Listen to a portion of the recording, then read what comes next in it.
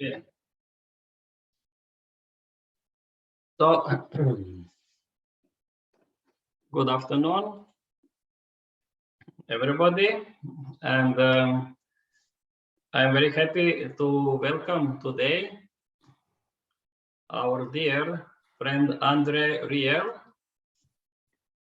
Andre, you are here. Okay, and so it's a great pleasure to have such a great expert for one, I think, most beautiful field of yoga, which everybody likes very much, Nidra yoga. And Andre is his name, yogic name is Yogi Sri Bhaskar Nath. And he studied Nidra yoga for the past 57 years in the Nath and Udasin Sampradaya, or yogic lineage. And he's teaching Nidra yoga today on the 5 continents and runs 2 yoga study centers, Prana Bindu in Ujjain in India and Somapa Avignon in France. And he is the director of the studies at the Nidra training schools for Europe, China, North Africa, and South America. And he is also the yoga ambassador for the United Nations and advisor for the International United Consciousness Organization. So it's a great joy to have him with us, such a great expert in that field. And I would like to convey on behalf of His Excellency Raj Kumar Srivastava, Ambassador of India in Croatia, many greetings to Andre. And Ambassador apologized because he is at the meeting in Dubrovnik at the moment, and he will not be able to, at this moment, to address you, but he asked me to convey to you his very warm greetings, and he is inviting you to participate on our next international congress, which we will have in Croatia, organized with cooperation with the Ministry of Ayush. And also I am thankful to all the members of Indian Embassy, which are making possible for these events to happen, and also the Secretary of Ambassador, Honorable Hemant Kumar Pandey. He is online here and present on this meeting. So we thank Indian Embassy for helping us promoting yoga and all the ancient knowledge. So now I would like to ask Andre to give us his wisdom and insight into that field, which is the field of eternal happiness and bliss, the source of all creation, which is at the gap, and how to reach that gap. Thank you very much. Now you can put the cameras on, because Andre like to see you, whoever is connected. If you like, you can open your cameras.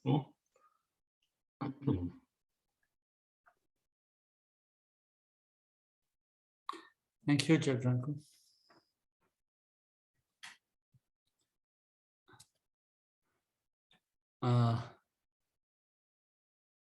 Just like to thank His Excellency, the Ambassador of India and Croatia, Rajkumar Srivastava, for his welcoming message. We cannot have him with us. All these people are always much too busy. They never relax. And also Yogacharya Jadranko Miklai for having organized this online talk.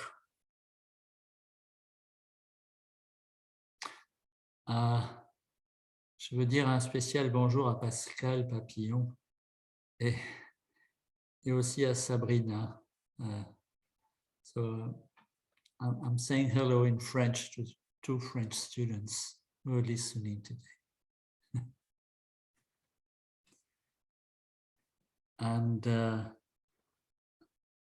quite, I haven't been to Croatia since long. I used to teach in Zagreb many years ago. And I would be delighted to come if you organize the next event there. And I, please, sorry, Jadranko, please say my thanks for this invitation to His Excellency.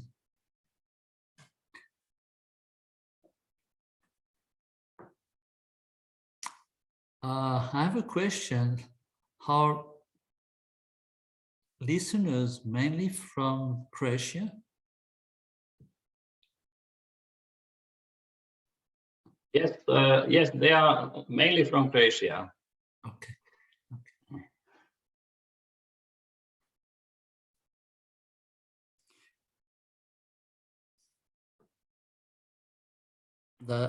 The topic of this meeting is about something that has a great reputation all over the world, but which is very poorly known. Talking about Nidra.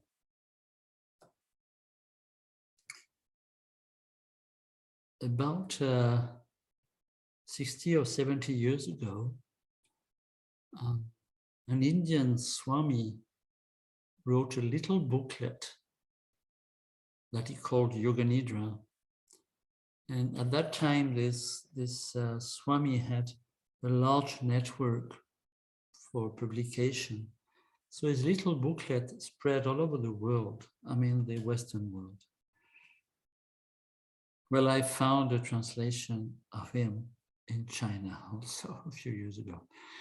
It's not only Western. And people thought that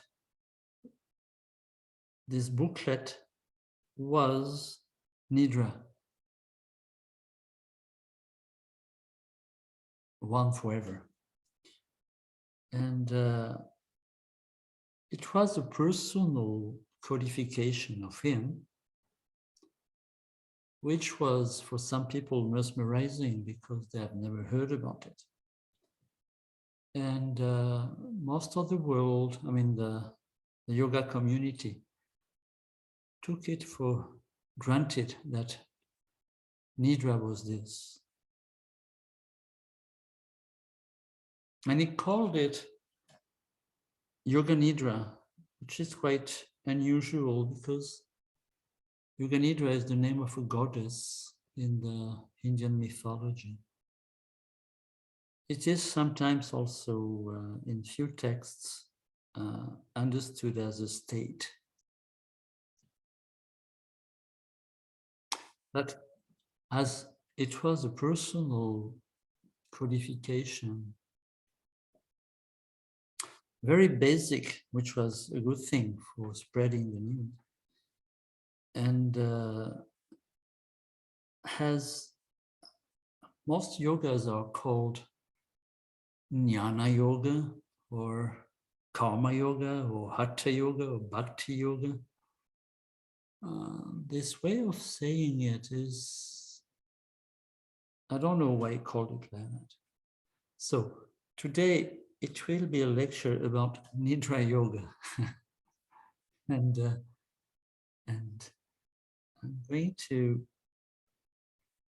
I will try to go into what we call in Nidra an exploration into the content of the consciousness. At first, we have to understand the different meanings of this word Nidra. You probably know that many texts of yoga are coming from a language which is called Sanskrit. I don't know why Westerners, pundits or Westerners, university or researchers gave so much importance to Sanskrit. It is, of course, a very important language, but there are some other languages where we can find extraordinary texts. And we could say that India is almost like a huge library. There are thousands and thousands and thousands of texts. But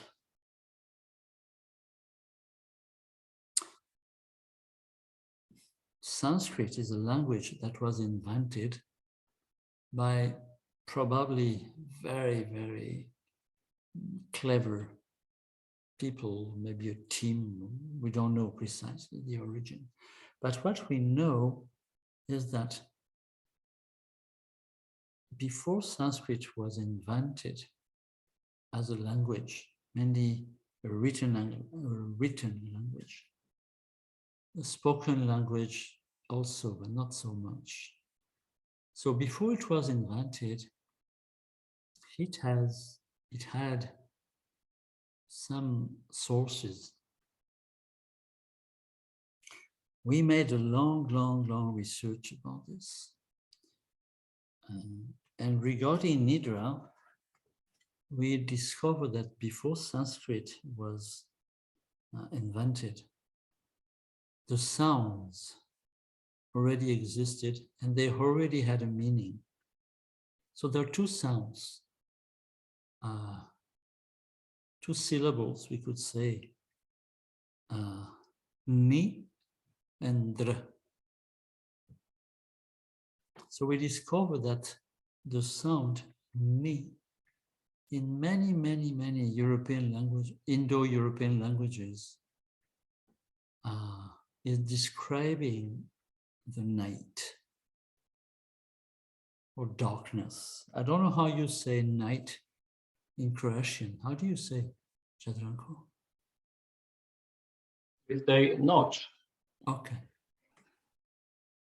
So even in Croatian, we have this, let's say, vibration of the sound n. And in English we say night. Then French we say nuit, and Nacht in German, and noche, Italian, and Spanish. Well, we find these sounds very often. And then we have the second, which is dr. And we discover that dr meant in many also Indo-European languages, it meant going through, traveling through, passing. So the very first meaning of Nidra has to do with passing through, going through the night. But by night, we have to understand our own darkness. So instead of quite many conclusions regarding yogas, how many of them, where it is said that it is a kind of voyage looking for the light, Nidra says it's a trip going through darkness, which is quite paradoxical from the other points of view. But it also says that for going through darkness, you can only go with some light. Just like when you travel in the middle of the forest on a black night, it's very practical to have some flashlight or whatever. Which means, let's say philosophically, that we all have some part of light within us. that we can translate as clarity of the mind, and which is qualified, which is said to be with affection, an affectionate clarity of the mind. This is the very first meaning of Nidra, that is to explore the content of consciousness, starting from the little clarity with affection that we have. That is, light will not come at the end. Light is at the right beginning. In the same way, you might have heard that many yogas are talking about something called moksha in Sanskrit, that was translated as liberation. Liberation doesn't have the same meaning as freedom. In those contexts, freedom is always a state of liberty from something, to be free from something. Liberation, or moksha in Sanskrit, doesn't mean to be free from something. It means that our little quality of affectionate life is the expression of the natural state of freedom, natural state of liberation. So this is very particular to Nidra, where it is said that from the right beginning, we have some light and freedom within, and not at the end of the practice or the sadhana. So this is a very, very important point, because very often we think we are a kind of poor, lonesome human being lost in the universe, or sometimes lost in the family or in the country, or in your marriage or in your job, whatever. And we would like to get out of this. And Nidra, from the beginning, says what you are looking for is not something to acquire. What you have to do is to empty the mind from all those ideas, idiosyncrasies, beliefs, certainties that are stopping us for perceiving this natural quality of clarity, love, and freedom. So this is a very, very big point. There are 4 different meanings. And this first one is very important to catch intellectually. Second meaning means the state of the auspicious one. The state of the auspicious one. The auspicious one is what in Sanskrit is called Shiva. The word Shiva means the auspicious one. It doesn't show somebody strange character. It has a meaning. So it is the state of the auspicious one, which is also translated as the state of final emancipation, liberation, freedom.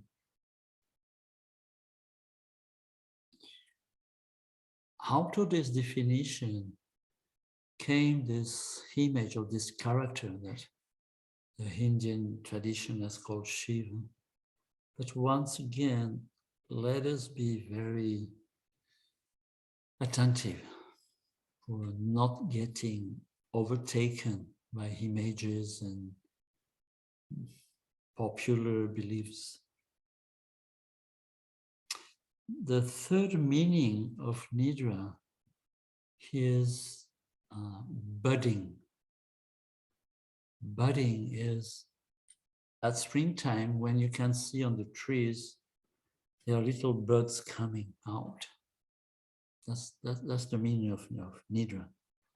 And we have to understand it as there is kind of hidden force that expresses itself at springtime on the trees. And we, as human beings, when we look at it from outside, the first year we see them, we don't know what's going to happen. But then very quickly we learn that it's budding, is giving birth to leaves and flowers are making fruits. And inside the fruits, there are seeds.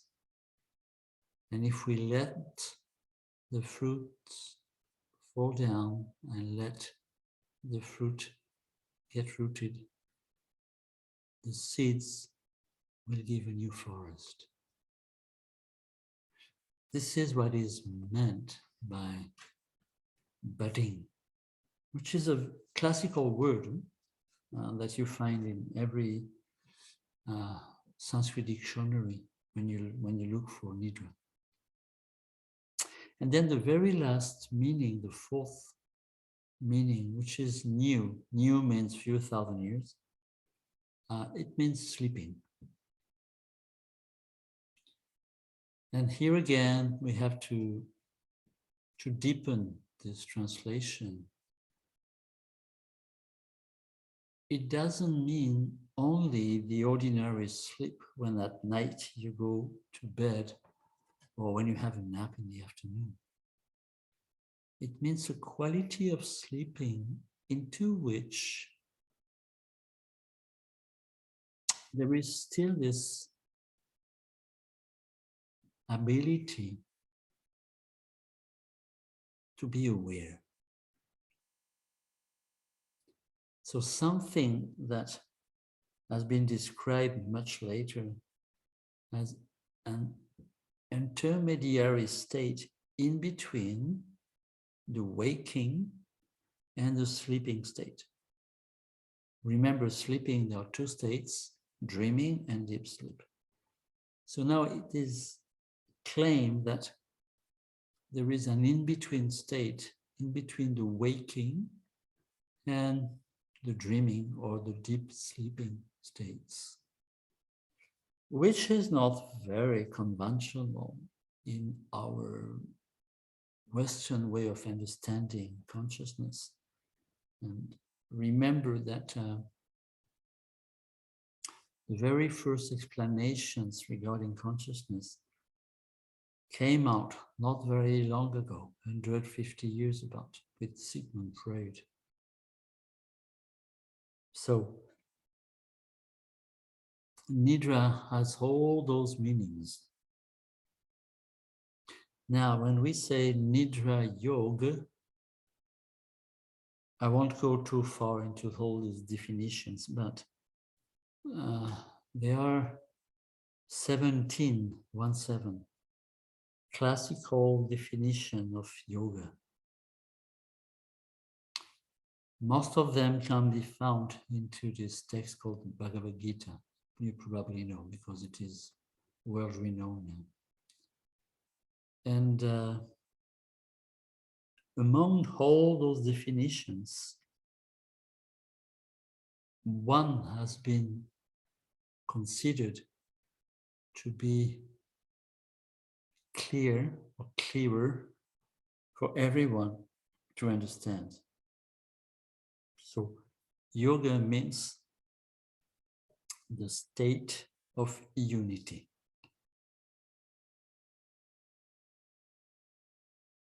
Which is difficult to conceptualize with our logical thinking, because we all live in separation, fragmentation, comparison.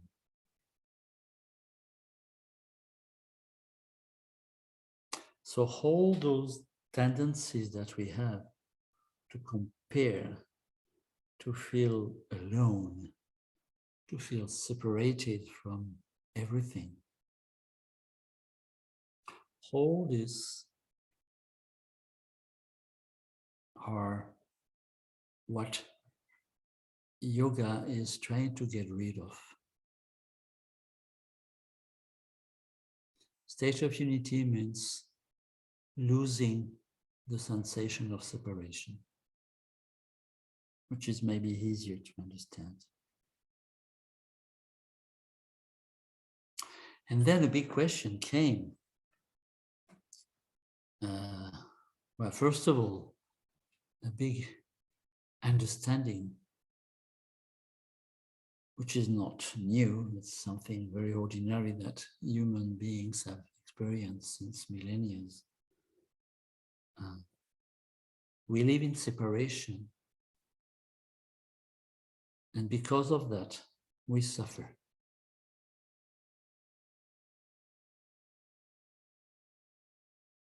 Because of that, we are afraid.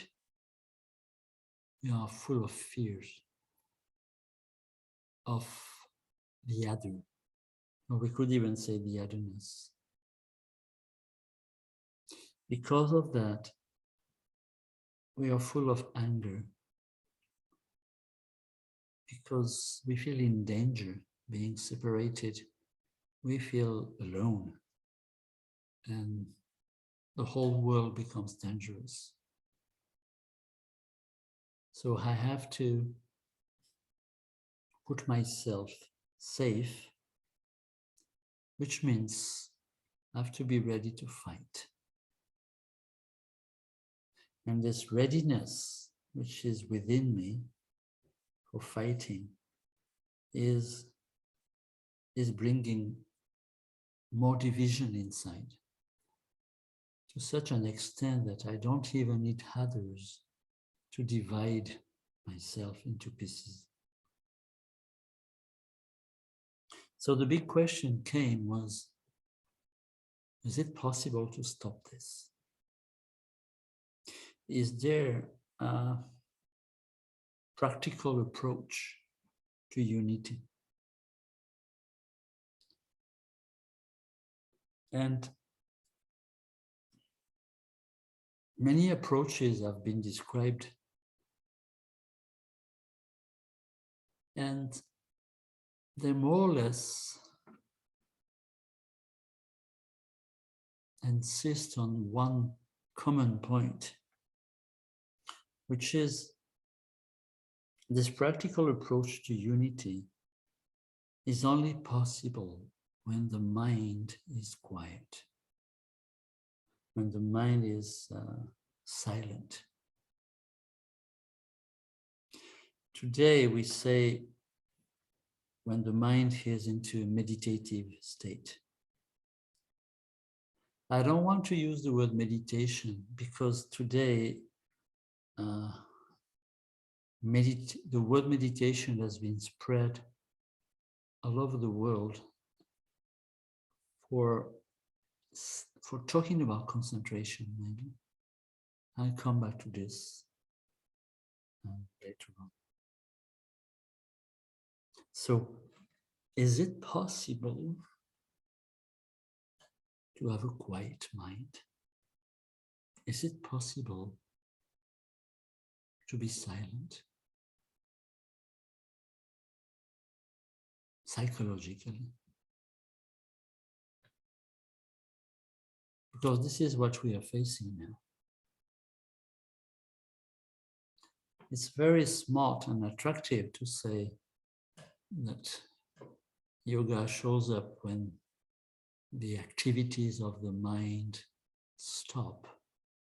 But what does it mean?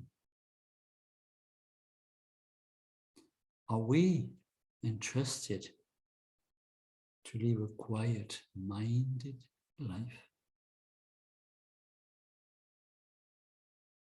Are we really interested into this? That would mean when the mind is quiet,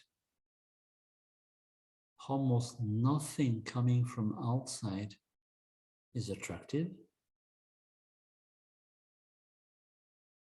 and nothing coming from inside is attractive either. There's no attraction anymore. So are we really interested to live a life where there is no attraction?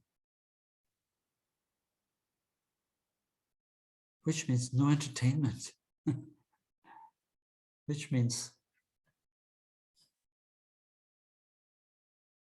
to live a life where we are very serious, which doesn't mean to be sad. A happy, serious life.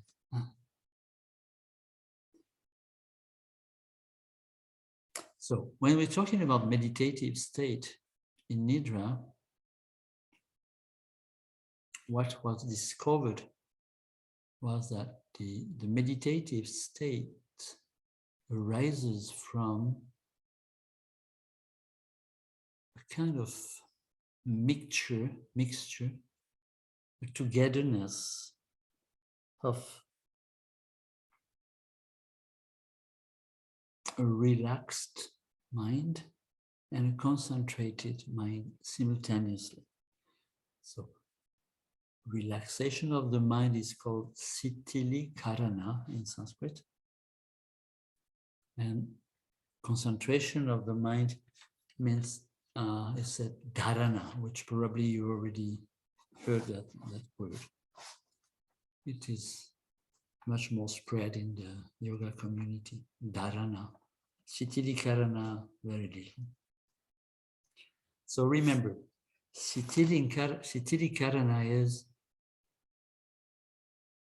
the deepening process of relaxing the mind. And it is a process. And Dharana is a deepening process of concentration. Now, let's go a little deeper into this. When we're talking about Sithilikarana, means relaxation of the mind, we say there are 3 levels.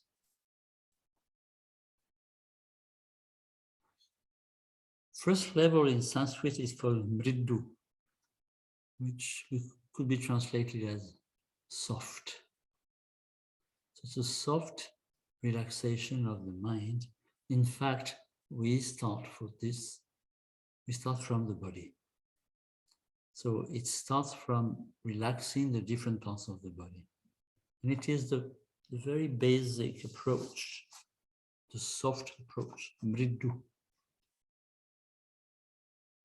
Then it is said that there is a second level that we could call medium level.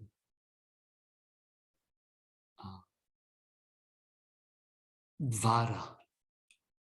So dvara, dva in Sanskrit means 2, and it also means in between. So that level of relaxation called dvara is now including the body and the mind, body-mind. Then there is a third level that we could call an intense level of relaxation.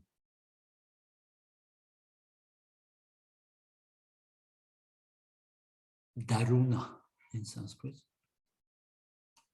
which has to do with body, mind, spirit, and now it is about surrendering. Surrendering is a big thing.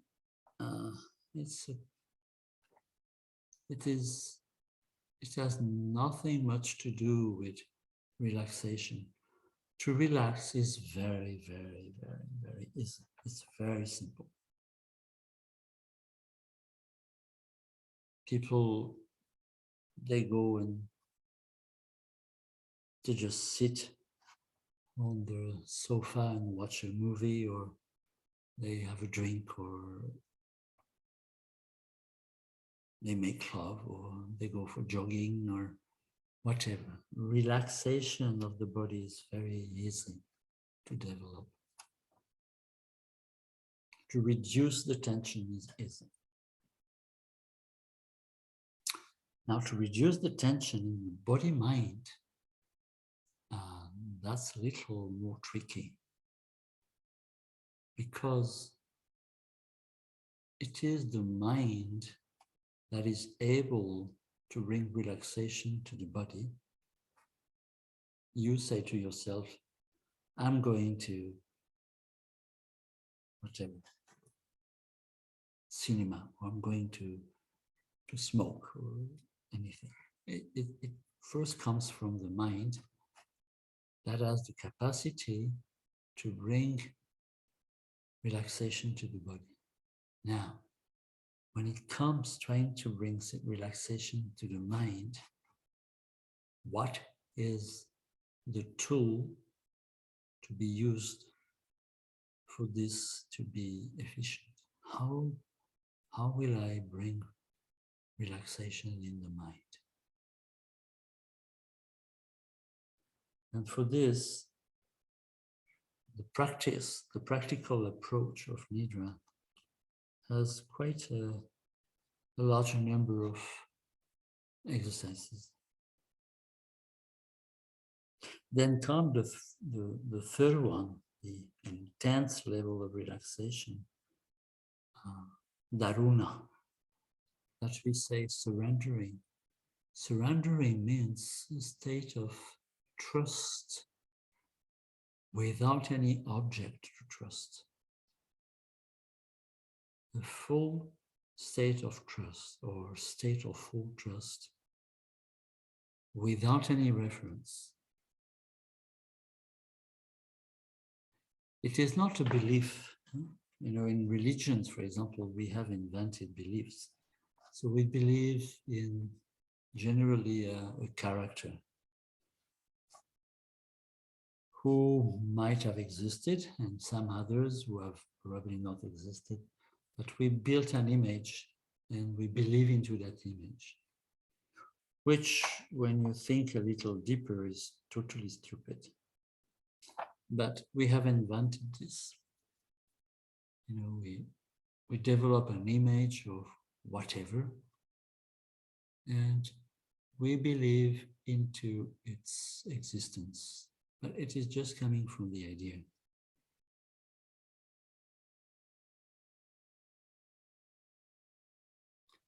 Silly things like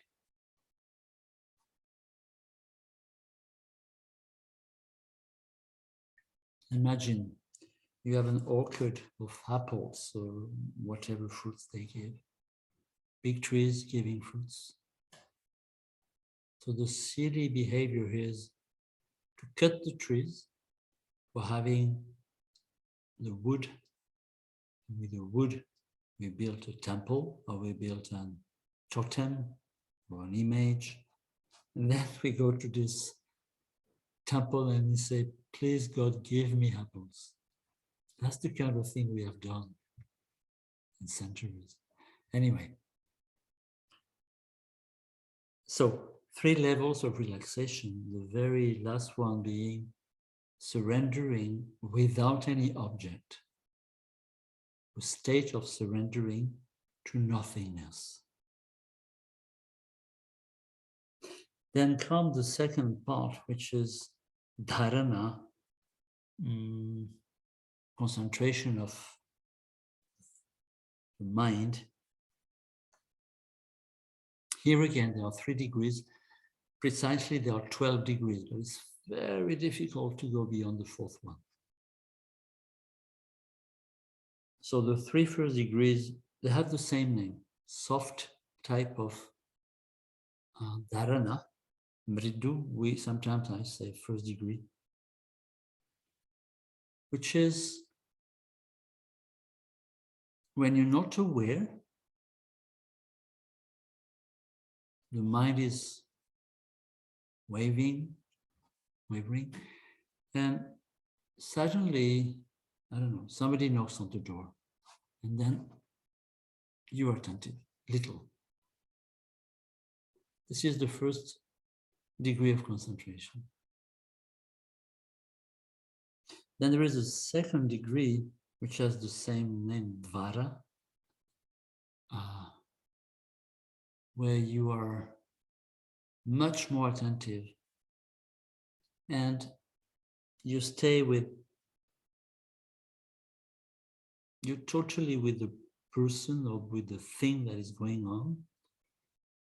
Maybe right now you're very much concentrated in listening to what I say, where the thought is concentrated on only one point and stays with it. Then we have the third degree, we could say intense, Dharana, where you're so concentrated that you perceive the reality of the other person. Like, you know, sometimes people say, you meet people on the road, say, friends, and say, how are you? They say, fine. But you perceive they're not so fine. But you're not sure. You need to check. You could ask them. At the moment you ask somebody who said, I'm fine, if you say, are you sure? There is a little chance that the person changes his or her mind. If he or she is a very, very close friend, maybe. So this state, this intense state of concentration has to do with being present. It's a state of presence. Like in relaxation, the third level is surrendering. In concentration, the third level, sometimes we say the fourth level anyway, is this quality of being present, being there.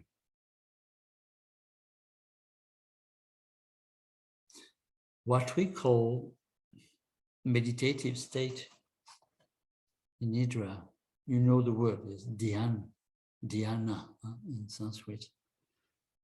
So the meditative state is translated as the simultaneous state of complete surrendering and complete presence. When these two qualities are together, then there is a silent mind. Now, sorry.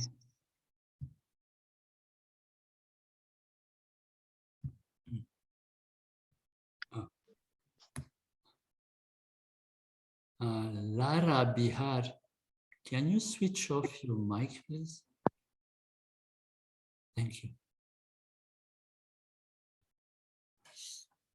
So from there, we start exploring the content of consciousness.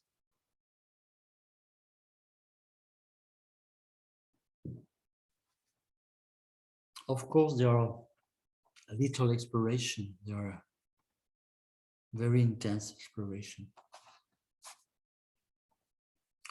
What do we mean by consciousness? So we can sometimes we translate it. Well, we have to be careful with words now. The mind, let's say the mind for the moment. In Sanskrit, it is called the Antakarana, which is a beautiful word because anta means inside, inner, and karana means an activity. So the mind is translated as an inner activity. So you might have noticed when you have nothing to do, there is a kind of movement going on. And there are 4 types of movements. And this is where the exploration starts. The first kind of movements is called the rational thinking, manas.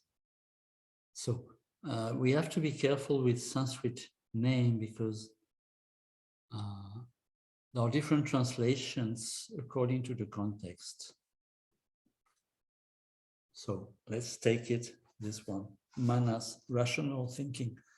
Rational thinking is when you're able for whatever time, length, to think clearly, rational thinking. This is something that works well when you read a book and you're constantly aware of what you read, which is quite rare. But you can try, even if it's 10 lines. Then you take rest, and then you go on and you try with 12 lines, and you take rest, and then etc. Until you decide to be able to rationally follow each and every sentence of a whole chapter. It's just a training. So the rational thinking can operate, can work, can go on with, and this is very paradoxical, a state of inner silence. So we have to understand that when we're talking about this quality of silence, it is not a silence that is opposed to sounds or noises. There is a possibility for staying into a process, a rational process of thinking, and still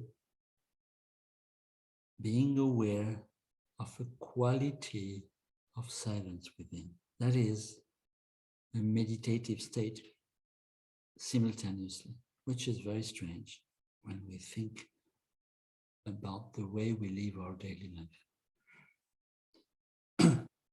Into the mind, there is a second aspect that is called chitta, which is the non-rational thinking, what we call the psychological mind. Sometimes people call it the monkey mind, this process that is always jumping all the time to one thing and another.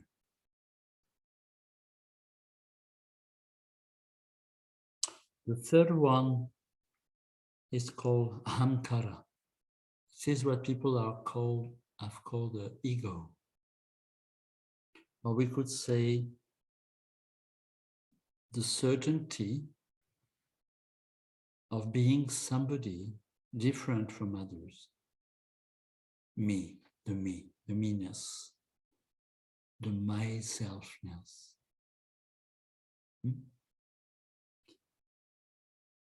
I have to go a little quicker because time flows. Then the third part of Antakarana is called buddhi. That can be translated as an intuitive intelligence.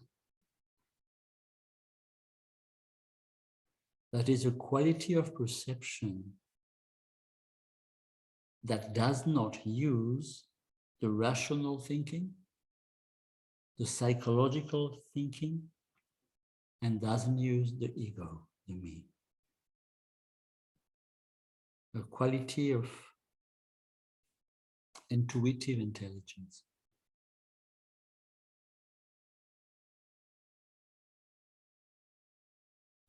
When all these 4 have come to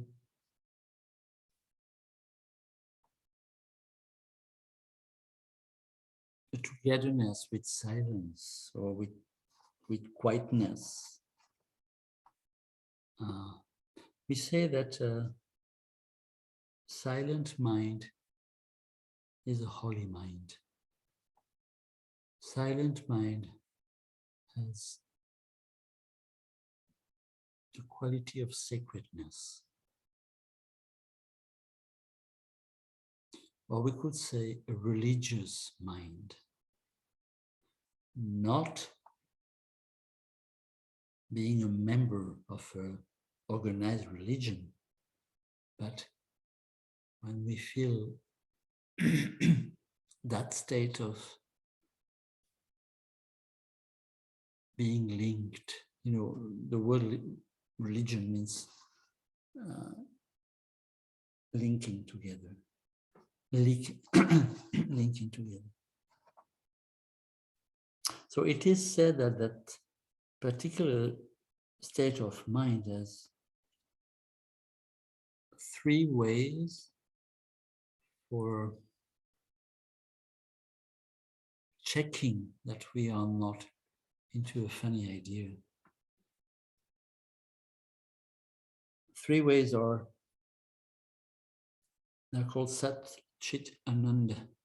Sat means being, which means you can translate it as feeling being intensely alive, fully alive, being alive.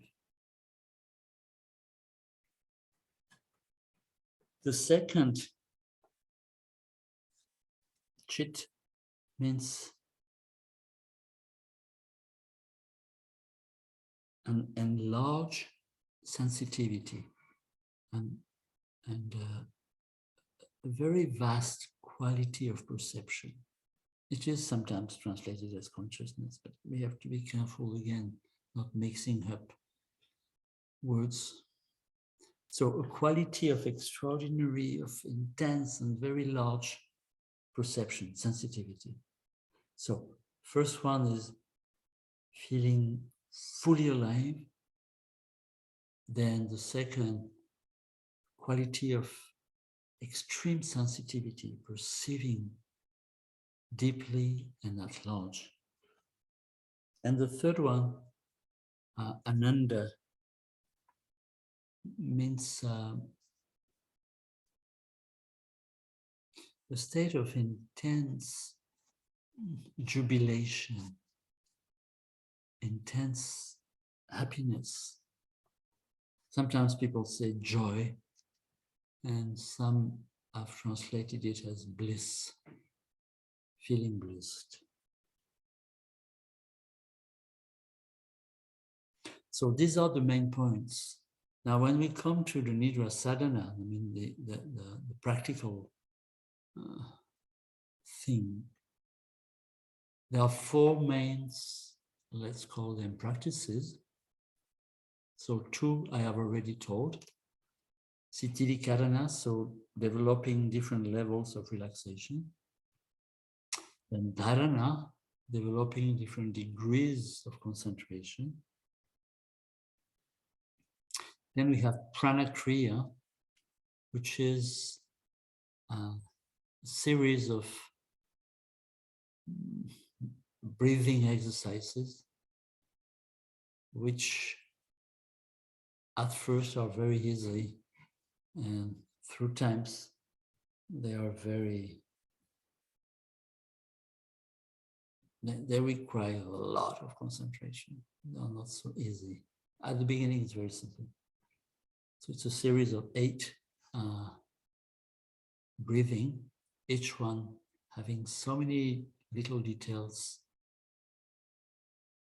with concentrations in it. And in those concentrations, we have sounds, we have colors, we have geometrical shapes. In classical India, we also have deities, goddesses. then bhavas, would say feelings. But at first it's only breathing. And then the fourth one is called svadhyaya, that you might have heard. Patanjali, you can find this word in Patanjali. Svadhyaya. Sva means the self. Dhyaya means meditation. It is like dhyan, meditation. We could call it a auto meditation, which are particular ways of conversation with others on precise topics. And the ways of talking about these topics through time is becoming sharper and sharper. So this is globally what Nidra Yoga is about when we talk about the exploration into consciousness.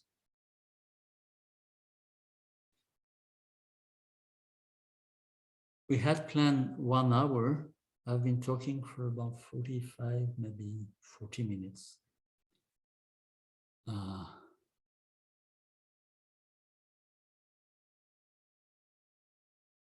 Now the talk is yours. The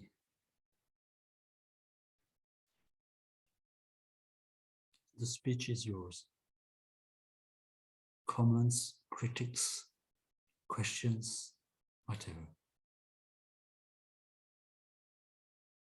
We still have this time, Jadranko? Yes, we can have for the questions, some questions time. Okay. If anybody would like to comment or ask some question, please. I have a question. Hi, I'm Maria. How do you say Maria? We say Maria, but in English is Maria. Okay. I wanted to ask, how can we help people that if we are introducing Yoga Nidra to the class, how they are rarely, but there are sometimes 1 or 2 persons that cannot relax at all. They don't like Yoga Nidra, basically. Do you have any advice? This is this is very strange. Is there a vegetable that you don't like yourself, Maria? Maybe I have to think, but mostly not. Maybe, yeah. So is there a food that you don't like? Yes, can be. What is it? Well, I'm trying to think now. I don't know. Okay, some dish made of paprika. Okay. So if you don't like paprika, do you eat it? Yes. This is terrible.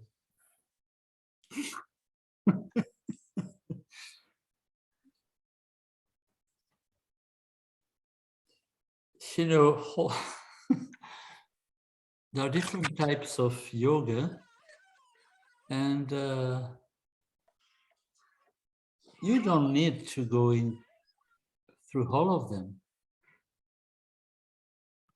Want to suck my fat fucking cock? If somebody Shut up.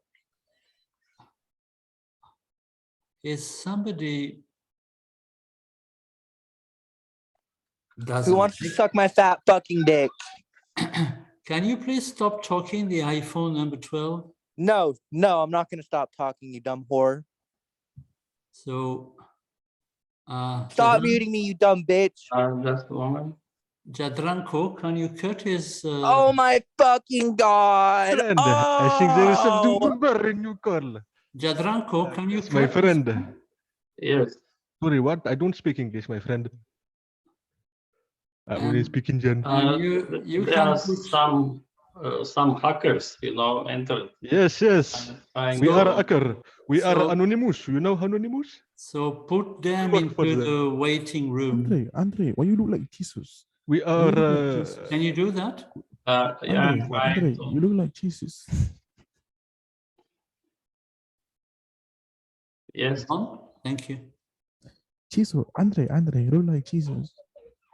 You look Just like a Jesus second. Christ. Andre, you look So if there is something that you don't like, you just don't do it. And if people don't like Nidra, if it doesn't work, just tell them not to come. It's very simple. It's like paprika. But now, if you don't like paprika and you still have some, now this is much more complicated. And that might be the reason why you think if people do, if it doesn't suit them, you still want them to stay. Just tell them to go away. It doesn't work. It doesn't work.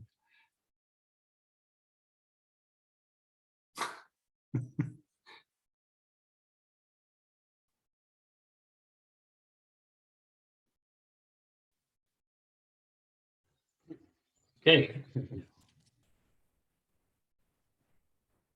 So This isn't good.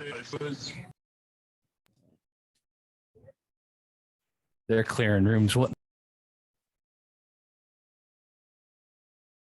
So is there something from somebody else?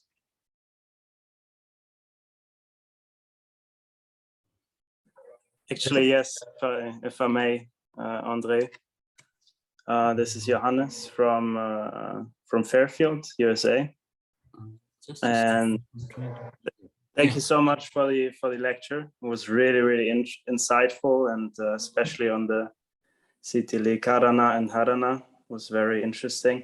There was something you said in the beginning, and I hope you don't mind me asking. You mentioned like you felt there was like a very strong focus on Sanskrit in the West, and that you like it seemed like you weren't fully going with that. And I'm just wondering what your thoughts on that are, and if you are aware of anything that precedes the Sanskrit as such.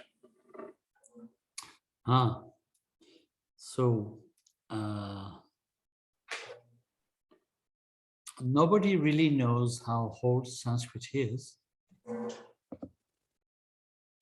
Some ideas have been put. The very last research is done on the history of Sanskrit seems to show that it was not so old, something like 3,000 years old, which is not very old. In Middle East, the first language that we know seems to be 8,000. So, and there is also a language from South India called Tamil, which is about 5,000. And Tamil has a literature, there are novels, there are teachings also, which are coming from such long time. Now, the idea regarding Sanskrit, it is said, so now we're talking about points of view from people who are doing researches. We cannot say that this is 100% guarantee, because there are different points of view. But the big tendency is, well, first thing is we show that Sanskrit was invented. Maybe whole languages have been invented. And the way it was developed is very, very, very clever, very clever. For going into details, I don't know English authors much about this. I only know French authors who wrote about it. I mean, researched into those, the history of languages. So anyway,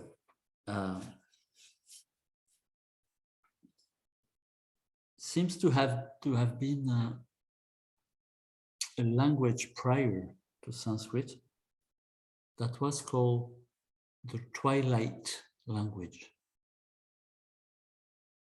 You understand twilight? It's in between night and day. Which is a language that was not well developed, with little grammar. So the idea was that there was only one grammatical tense present. And when it came to subject, for example, I didn't exist, only we existed, and they.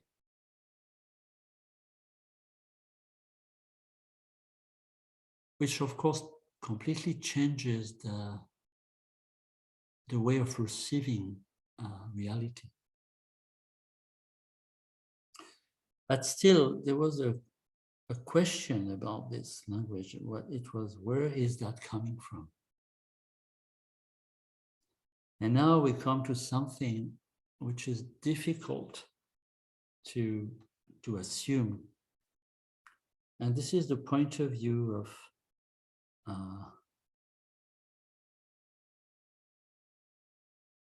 well, some traditions of India. So they say that the Sanskrit alphabet, and then we don't talk about words now, we're talking about sounds, that the sounds have been perceived as vibrations inside the human body. And vibrations are, just a second, I have to make a calculation. It's 500 something.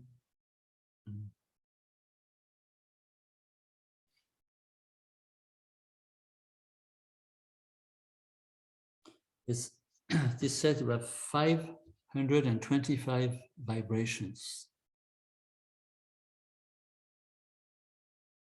And these 525 vibrations became 50 to 52 sounds. And those 50 or 52 sounds are the letters of the Sanskrit alphabet. So there is a point of view saying that Sanskrit comes from the body, which is very strange for us, because when we think about developing a language, we think it is developed only through the thought, not through the body, not through the, I call it the body matter. Which means that if this is a true reality, it means that when saying something, the sound and the vibration of what you say has the same energy of what you describe.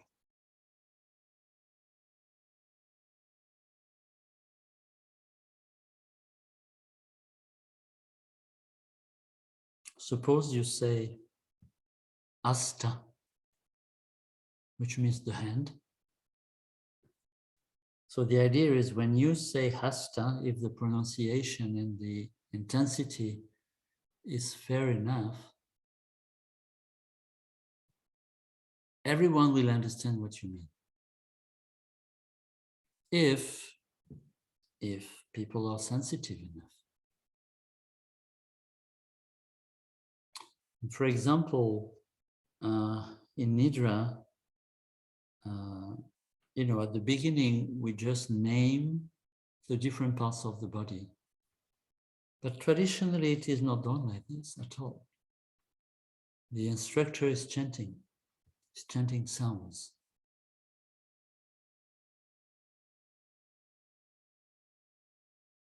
And I remember teaching in India, ordinary people, they can catch it. It's not possible. You have to be very, very sensitive. You chant a vibration very loud. It is really very, for the instructor, it's really tough. You get exhausted. So you chant the vibration very loud, and if people are sensitive enough, you don't say, come to the, I don't know, right elbow. You just chant a sound and the right elbow is felt like vibrating. And this type of teaching is, we tried it with whole student. Whole student means people who had 25, 30 years of practice. And who had developed this very high level of sensitivity. It wasn't easy, even for them. And here we are really touching to the depth of yogas, which are oral traditions. At one time, things started being written. It is thought that before it was written, centuries, maybe millennia have gone, we don't know. And of course, when it started being written, it was stuck because it didn't change anymore. The oral teaching is alive. What is written is dead. I mean, you cannot change it according to the ability of the instructor to teach and the ability of the students to listen. When it's written, it's written. Now, there is a second part of the India, what we call India. India is only 70 years old, geographically, that's all. So, in what we call the south of India, here again, there was some writings in Tamil language. And I don't know why, that's the Westerners, Europeans mainly, were not so much attracted by Tamil texts. I found one 2 years ago in south of India, which is a text about Nidra. I think it's the first one. Well, for me, it's the first one I heard about it.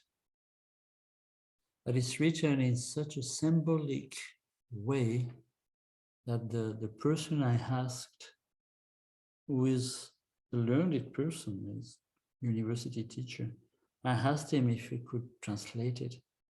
And he said it's too symbolic. I don't know what it is about.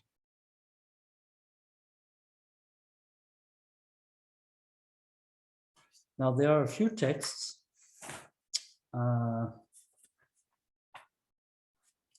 One is called the Lagu Yoga Vashishta, not the Yoga Vashishta, which is another text, but Lagu Yoga Vashishta.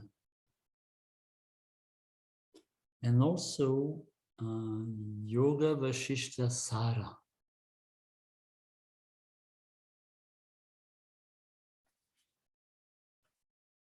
There is another text called Mandukya Upanishad, which is much well known. But Mandukya Upanishad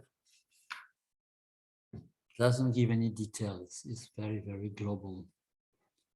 And it gives practical informations, but it gives in such a way that nobody understands. You really need somebody who can kind of translate the meaning. And those texts were in Sanskrit.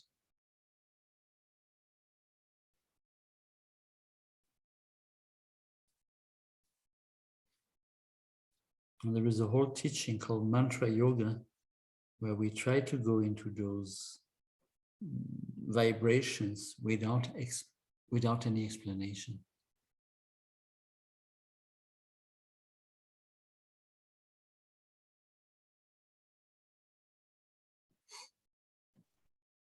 Oh, thank you very much. It was a very interesting question, and it's another big field of the knowledge. Of course. So, and as Andre is also belonging to the Natha tradition, that's why I recognized he's speaking about 50 or 52 syllables or the sounds, because they consider the 2 sounds are secret. Out of 52, you will find only 50 in the books, but the other 2 syllables, they are used for a special purpose, for the practice. And so it's a great knowledge about the sounds and their origin and how they manifest through the human body. But what is the common for everything is, we can say, existence. We are sharing the same existence and the same intelligence, which is organizing life of everything what is existing. And that intelligence is beyond the words, is in the gaps between the sounds.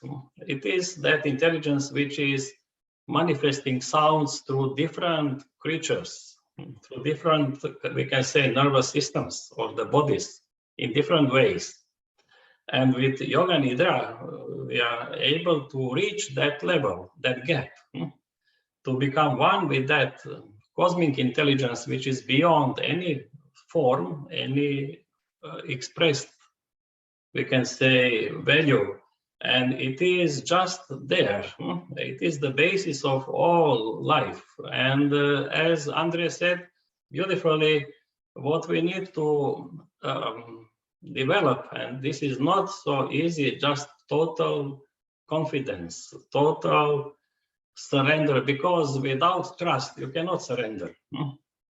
So you must have, you must reach the state of total trust to nothing concrete, just trust to the life, to the source of life, which is beyond any expression of the life. So you don't trust to, that trust is not related to any expression of life.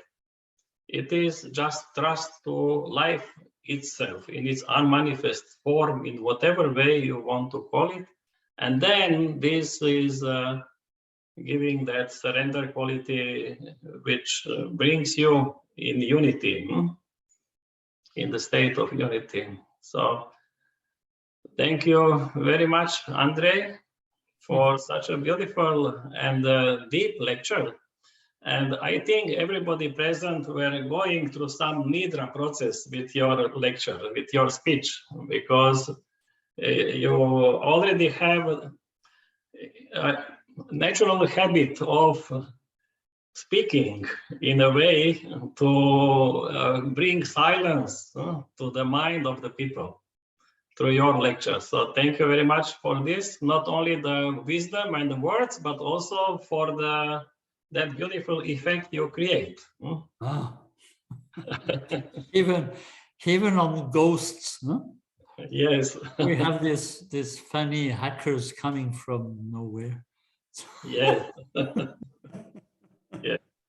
So we hope we'll meet again sometime. And I was thinking with Andre that we organize one workshop on the Nidra yoga with him, with Andre. And then if there will be interest, so we can organize such a workshop. And if you are interested, please, you can send just a note to my email address, and then we can see how to organize. So my email address is jadranko.miklec and then monkeygmail.com. It's easy to remember, the first dot last name and then the, gmail.com. So thank you. Yes. You can write it down in the chat box. Yes. I will put. I just, before we leave, there's one thing I would like to add about all this is when we're talking about trust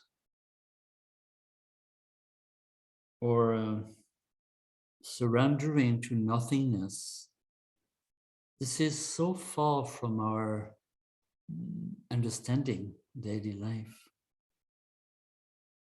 So in Nidra, there are some exercises about this, is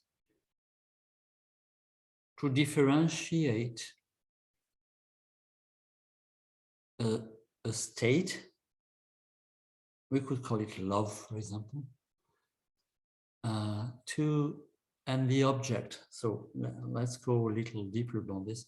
Suppose you feel love for somebody else. You might have noticed that maybe you have already lived the same quality of love towards another person a few years before or whatever. So that this quality of love is not so much only depending on the other person, but it is something that we have naturally within. So the point is,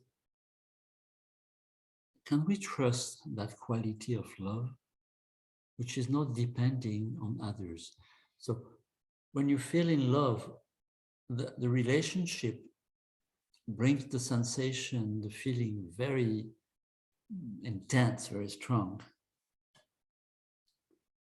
And if you question it, you might discover that this quality of love, once again, is not totally depending on that particular person, because I already lived it some years before, or a month before, I don't know. Some people are in love every day with somebody else. So,